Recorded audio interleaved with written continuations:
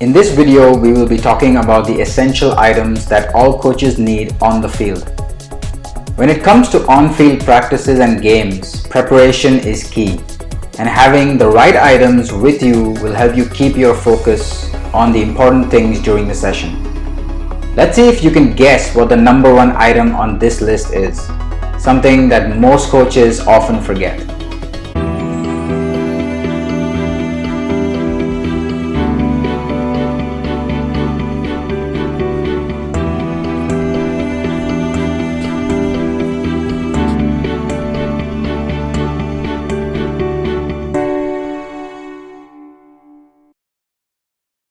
For coaches, it is important to plan.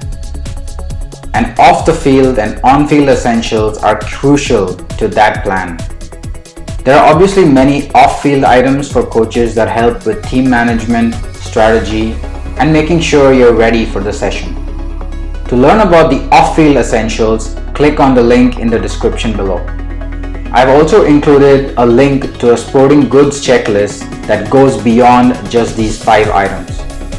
So let's get started. Here are the most essential things that coaches need to have on field. Number 5, apparel.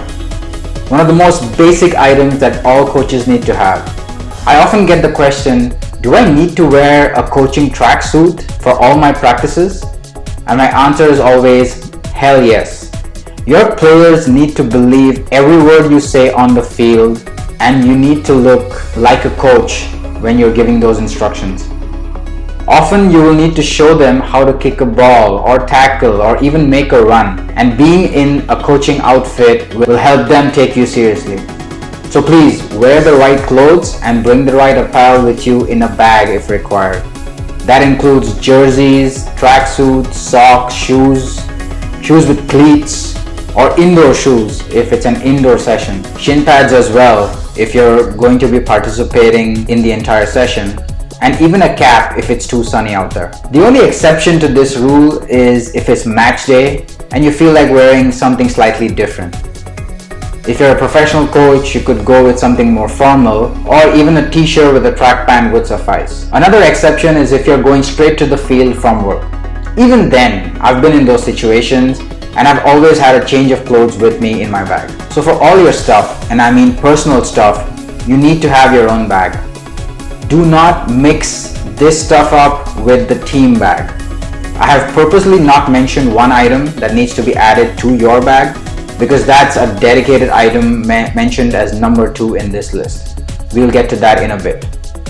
At number 4, we have equipment. Often coaches have a designated equipment manager who could be a parent or assistant coach.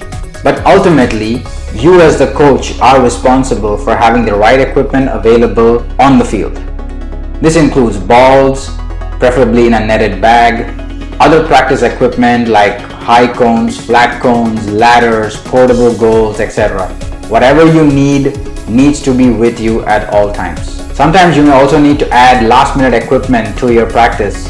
Hence, it's always good to have all your equipment in one place, so it's as easy as picking up the bag and taking it to practice. Adding to all of these items, I often have a second bag that has all the away jerseys in case of color conflicts at a game. I also have an extra goalkeeping jersey in case your main goalkeeper is stuck in traffic or has an emergency.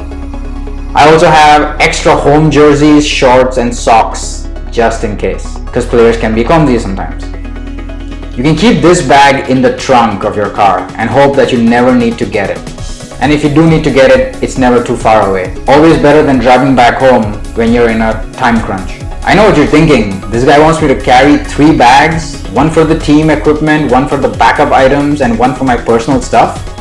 What if I also have a purse or a satchel as well? Well, in that case, you're gonna have a lot to carry. At number 3, we have a whistle and chronometer. This item is optional for a lot of coaches, but I can tell you that when your players start going from 7 aside to 9 aside to 11 aside, they start to congregate in areas furthest from you.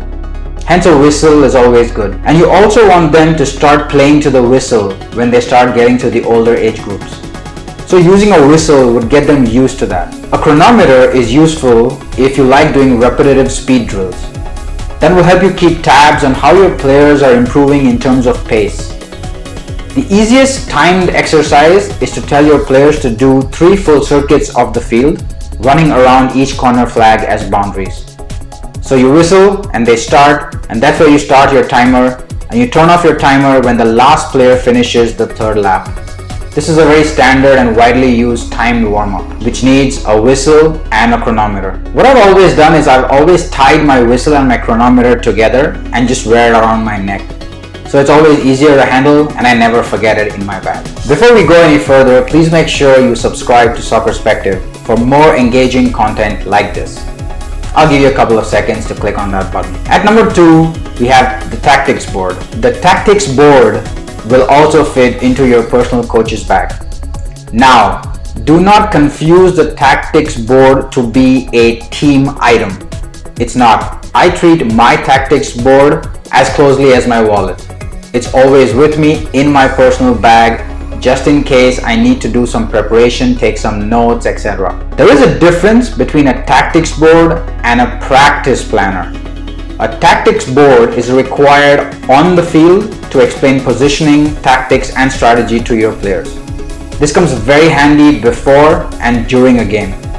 Most tactic boards are magnetic and can have a half field or full field illustration. Some boards are also just sheets of paper on a clipboard, but I do not recommend those, as the last thing your players want is to read some bad handwriting off of a sheet of paper. They want to see the field, some colored magnets, stuff moving around all the time. So, have you guessed what's at number 1? At number 1, we have one of the most basic items, but often forgotten by most coaches, the water bottle. This should be on every coach's list, but is often underestimated or forgotten. And when I say water bottle, I mean your own personal water bottle for you, the coach. The person responsible for all of the items on the list so far and responsible for getting all your players organized, you need to be thinking clearly. You need to be making quick decisions, whether it's to increase the size of the drill zone or whether it's to substitute your striker or whether to yell at the referee, right? You need to be making the right decisions. So many things going through your mind. Make sure you stay hydrated. One of my rules to stay hydrated is at every goal kick, every goal, and every red card, I take a sip of water. I suggest you do the same. If you enjoyed this video, make sure to click the thumbs up button. I'd also love to hear your thoughts on the essentials. Thanks for watching.